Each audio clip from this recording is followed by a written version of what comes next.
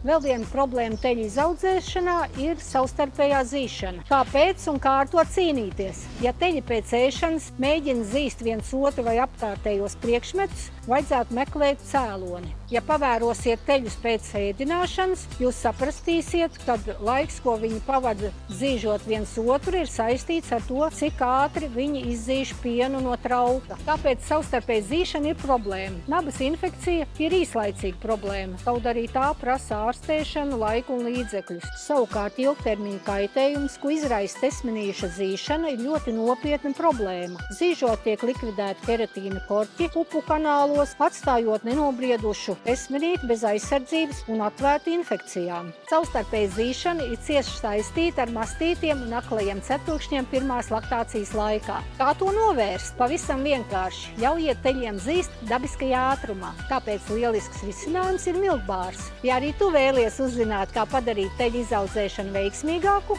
sazinies ar mums!